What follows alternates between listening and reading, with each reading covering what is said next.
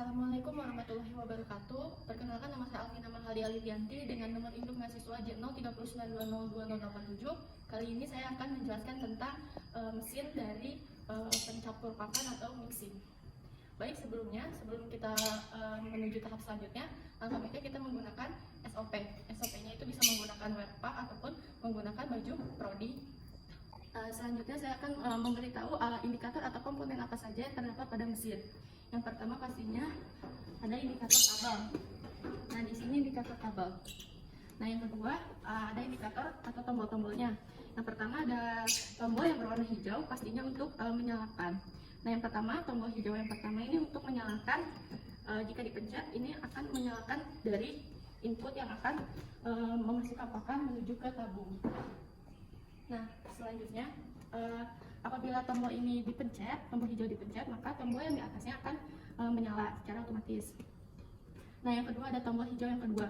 Tombol hijau yang kedua yaitu berfungsi untuk menyalakan dari piringan yang terdapat pada mesin mixer. Nah, apabila tombol hijau dinyalakan, maka tombol yang di atasnya otomatis akan menyala. Nah, selanjutnya di sini komponen selanjutnya ada katup. Katup ini itu untuk membuka dan menutup pakan apabila pakan sudah selesai di mixing, dan selanjutnya akan ditutup kembali. Nah, selanjutnya komponen yang ketiga itu ada komponen motor listrik. Selanjutnya di sini ada pipa.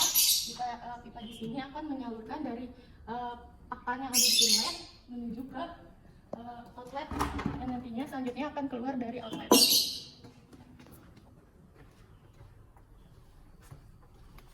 Nah, selanjutnya di sini tuh ada rantai atau namanya transmisi.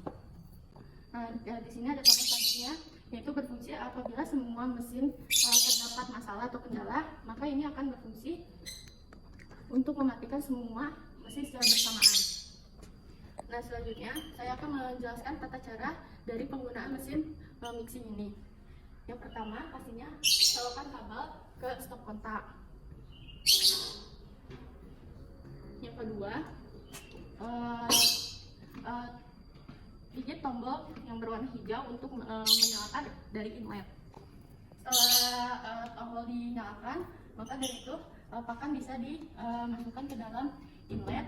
Yang selanjutnya pakan akan disaring menggunakan pipa yang selanjutnya akan dikeluarkan melalui outlet.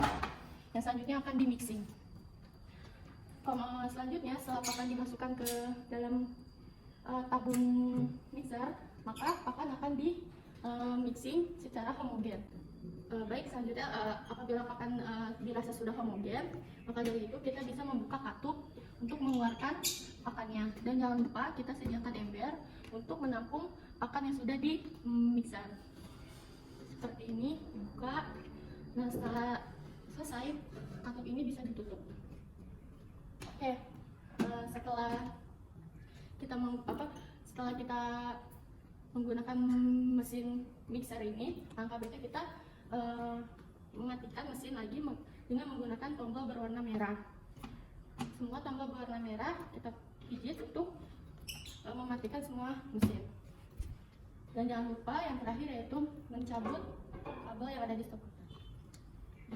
Nah, adapun maintenance dari mesin mixer ini agar bisa dipakai dalam waktu yang cukup lama, yaitu yang pertama kita bisa membersihkannya setelah kita menggunakan mesin tersebut. Sekian penjelasan dari saya, kurang lebihnya mohon dimaafkan. Wassalamualaikum warahmatullahi wabarakatuh.